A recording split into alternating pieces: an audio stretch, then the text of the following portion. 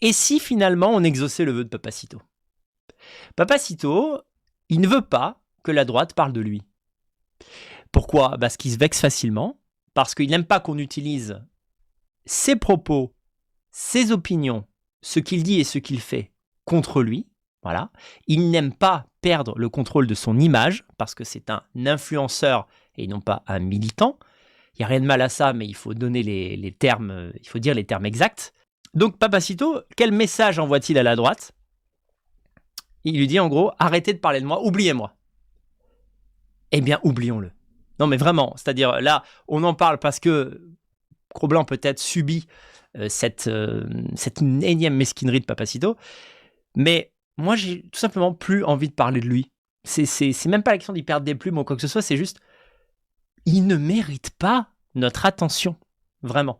Bon, là, Cro-Blanc, ils avaient je crois qu'ils ont un clash même juridique. Hein. Il y a un conflit assez grave entre Papacito et Cro-Blanc. Il en a parlé sur sa chaîne, comme par hasard 2 semaines après, il perd sa chaîne. Mais ce que je veux dire, c'est que, voilà, au début, il a fait un peu une OPA à droite. Il s'est fait passer pour le maxi droitard qui comprenait mieux tout mieux que les autres. Comme il avait du talent et qu'il était relayé, hein, parce que ça, le talent, c'est une chose, mais être relayé par tout le monde en même temps, hein, je veux dire, à un moment donné, en fait, en l'espace de 2 semaines, vous passez sur TVL, vous passez sur Valeurs Actuelles, vous passez sur, je sais pas, chez Baptiste Marché, vous passez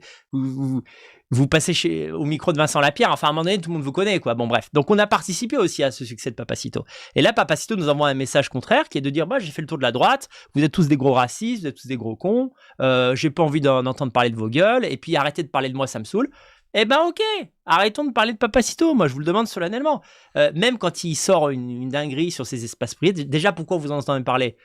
Parce que certains d'entre vous sont abonnés à ces espaces privés, voilà, c'est un scandale. C'est un scandale quand on connaît ses lignes politiques, sa ligne politique, et qu'on est un id, même pour s'amuser, être abonné à Papacito, enfin je trouve ça très limite. Voilà, ne le faites plus buzzer, ne parlez pas de lui, ne nous chatouillez pas le nez pour qu'on parle de lui. Il ne le mérite pas. Voilà, il ne le désire plus et il ne le mérite pas. Alors, écoutez, si on peut trouver un terrain d'entente, eh ben, c'est très bien. Pour ma part, je ne parlerai plus de Papacito